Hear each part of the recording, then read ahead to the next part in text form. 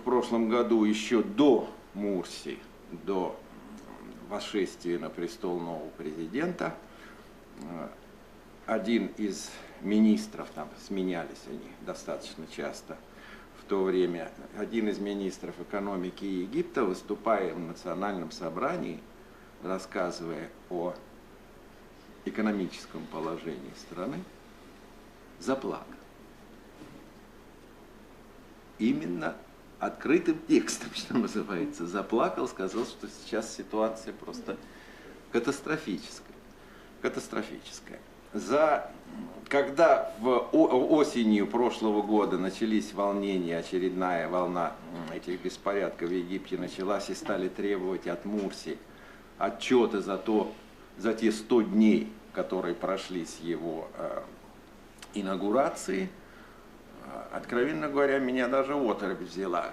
За 100 дней решить проблемы Египта, особенно экономические и социально-экономические, конечно, это немыслимо и трудно себе представить. Ведь просто несколько вопиющих фактов. Страна приближается по численности к 100 миллионам человек. Когда 40 лет назад я начал заниматься арабскими странами, в Египте жило 30 миллионов. Страна кормится с территорией, которая составляет 5,6% всей территории. Вот на этой узенькой полоске вокруг Нила, по побережью Нила, основная считается житница. Почти 50% зерна импортируется. Как решать вопросы?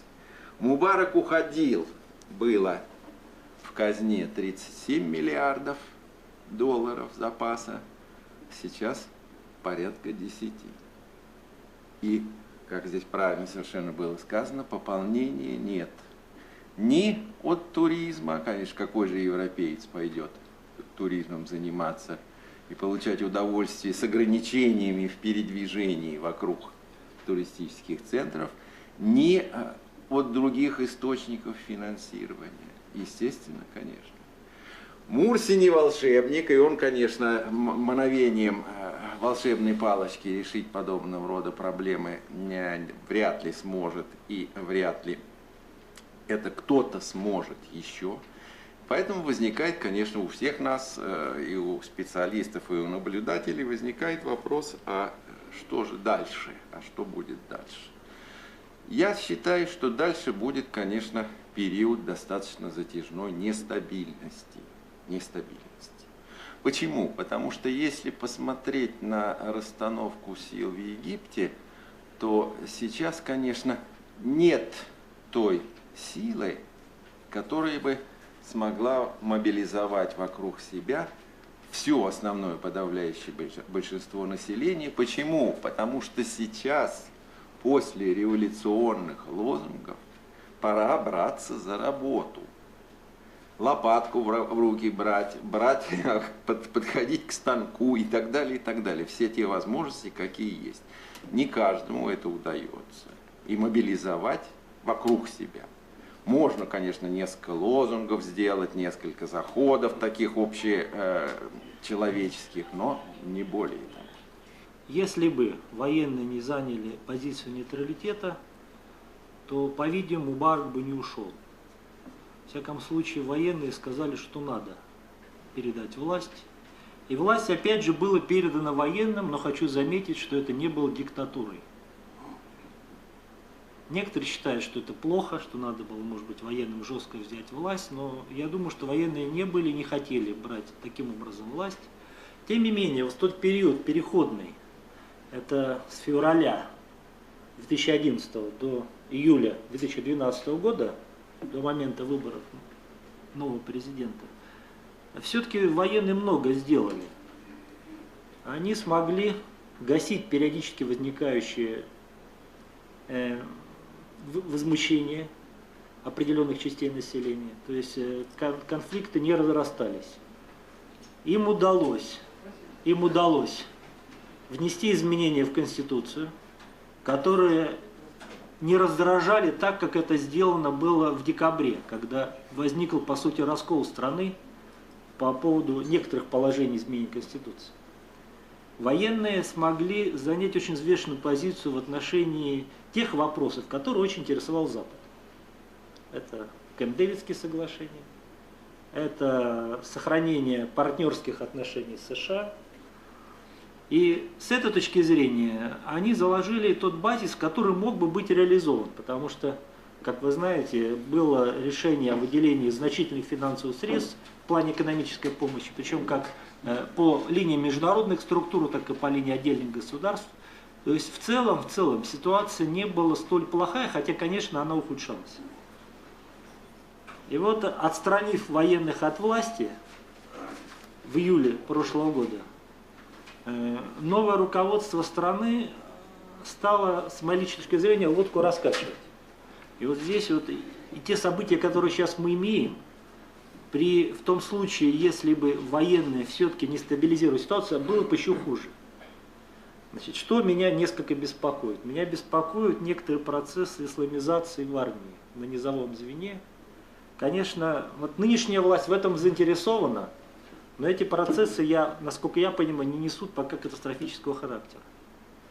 Военные по-прежнему демпфируют вот эти противостояния, и они призывают к диалогу. В то же время я пока не вижу той фигуры, которая могла бы осуществить военный переворот, как бы повести страну, потому что, во-первых, непонятно куда, во-вторых, кто это будет сделать. И что, конечно, мешает военным, опять же, с моей личной точки зрения, это некоторое снижение авторитета к военным.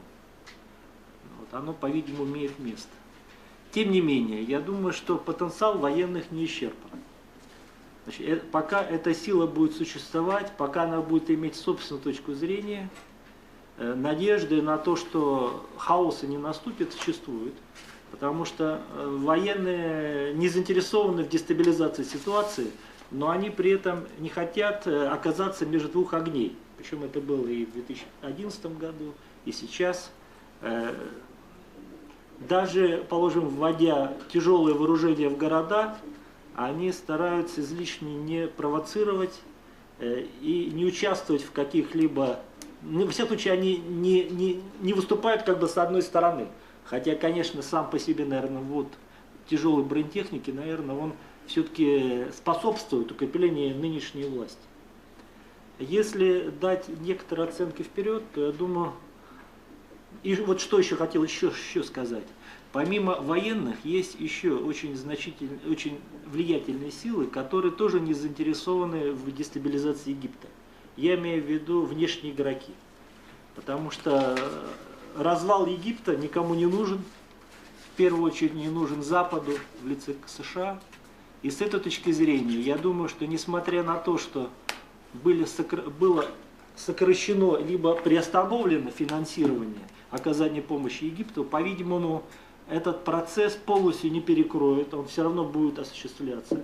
Потому что Запад заинтересован в том, чтобы определенный уровень стабильности в Египте поддерживался. И с этой точки зрения вот эта помощь, она будет оказываться Египту и дальше, даже при сохранении власти Мурси. И это не является тем фактором, который может заблокировать. Потому что даже тот же новый президент Мурси, представитель братьев-мусульман, он тоже не выступил категорично за разрушение той системы, которая существовала, то есть я имею в виду, опять же, Кэмп-Дэвидские соглашения. Вот. И он все-таки ведет себя достаточно сдержанно.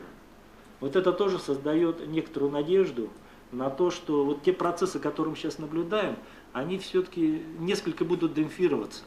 В всяком случае, они не будут приводить к развалу Египта, или, например, к отделению, например, восточной части Египта. Я думаю, что такие прогнозы все-таки алармистские прогнозы. Вот. Помимо дальних внешних игроков, есть, конечно, региональные игроки. И здесь ситуация такова, что на Египет многие страны ориентируются. И с этой точки зрения важно, чтобы наблюдался определенный уровень стабильности, потому что если в разнос пойдет Египет, то это скажется, конечно, на всем регионе совершенно однозначно, на всех близлежащих государствах. Вот. Поэтому в целом, как бы резюмируя свое краткое выступление, хочу сказать, что помимо тех факторов, которые раскачивают ситуацию, есть силы, которые заинтересованы в определенной стабилизации. И эти силы, они являются серьезным сдерживающим фактором от того, чтобы Египет шел к полному параличу власти или к какому-либо хаосу. Спасибо.